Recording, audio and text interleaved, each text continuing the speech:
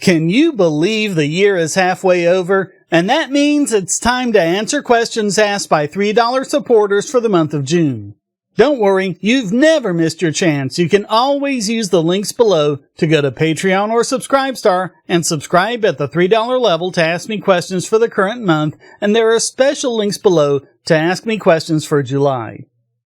Let's start on Subscribestar, where Rainbow Asteroids asks, why do illegal heroin producers lace heroin with fentanyl? Wouldn't the overdoses from the fentanyl prevent any repeat customers, thus losing money and potential profit for the heroin producers?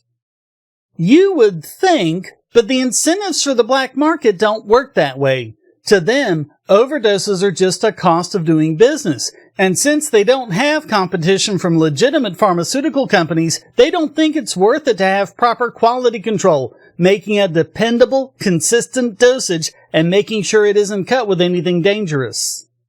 Fentanyl is a lot cheaper to produce than heroin, since you can just make it in a lab, and so you don't need a grow operation. Growing poppies takes time, and authorities can spot it from helicopters or whatever. Fentanyl can be made indoors or in an underground lab. So you're not only cutting costs with fentanyl, you're also cutting risk, especially when you consider that even a black market fentanyl lab is much safer than a meth lab. In short, the money they save using fentanyl outweighs anything they'd lose by losing the business of the few who overdose. Thomas Urbanski asks, is it just me, or is the idea of you shouldn't have kids unless you're a perfect parent is at least partially responsible for the population decline? I don't think so. Pretty much all of it has to do with economics. The current thinking on this is called life history theory, which replaced the older RK selection theory, which was discredited in the 1990s. They talk about age and stage patterns. This has to do with how old you are versus the perceived stage of life you're in. It used to be, if you were 15 in a lot of cultures, you were ready to get married and start a family. But that wasn't the case everywhere. If you look at genealogical records, there are many places where people waited until 30 or so to start having kids.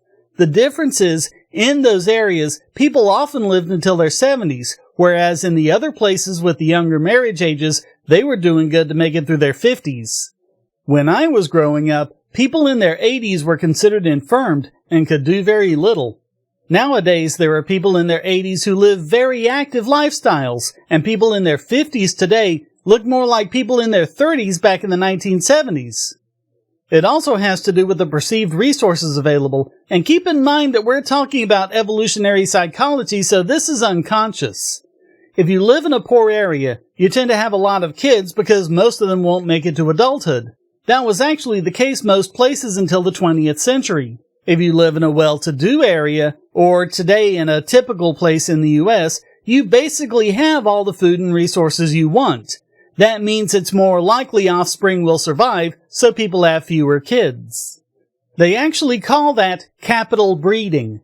Capital breeders use resources they accumulated before breeding to pay for raising their young. That's contrasted with income breeders who have to gain resources to raise their kids while raising them. It's a spectrum, though. Few people are purely capital breeders or purely income breeders. Population density also factors into it. If you're in the suburbs, you're in a pretty optimal area. You have all the resources you need to survive and plenty of space as well. In that scenario, the tendency is toward replacement fertility. Every couple has 2 kids. But if you live crammed into an inner city, you have a minimal reproductive value, that's the term they use, so the tendency is to have fewer kids with a fertility rate below replacement. So instead of you shouldn't have kids unless you're a perfect parent being responsible for the population decline, it's more likely that it's the other way around. The idea of waiting to have kids when you're in a better situation and have greater knowledge of parenting is a result of this. People psychologically are prone to wait to have kids, and in more crowded cities, fewer kids, and are generally more aligned with capital breeders, and this is a reason they come up with for it. Over on Patreon, Sid Padmanabhan asks, if you were to give a TED Talk on some libertarianism-related topic, what would it be, and what would the talk be titled? The answer probably depends on what kind of mood I'm in when they ask me. Right now, I'd probably do it on how many of our most exalted policies are actually eugenics programs. That's something I've done a number of videos on that more people really need to know about, and hardly anyone is pointing out. Finally, the executioner asks, how would debt be handled in a libertarian order? If someone takes out a significant balance and refuses to pay, how would lenders handle this? Without debtors' prisons, not endorsing them or approve of them, how would people be incentivized to pay off their debts? I think mostly the way it is now, with a free market version of credit ratings. If someone is hip deep in debt and won't pay it, why on earth should you lend them any money? And if you're a landlord, why should you continue renting to them for fear they won't pay? Bob Murphy has a good video on this kind of thing. He was doing it for all sorts of crime, not just debt, but what sort of things could an ANCAP society have that's analogous to prisons? And he has his own solution, which he stylizes as hotels. Not the solution, of course, but just one possibility, and with freed minds, people will probably come up with all sorts of solutions. And there would even be more than one in play, so you could make the choice. If a DDRO comes at you, and you tell them, hey, instead of putting the screws on me for my future paychecks, how about I check into a Murphy hotel? Or whatever. So your question really seems to contain an invalid assumption. How would debt be handled implies that there's a single solution for it, and that we know what it is now.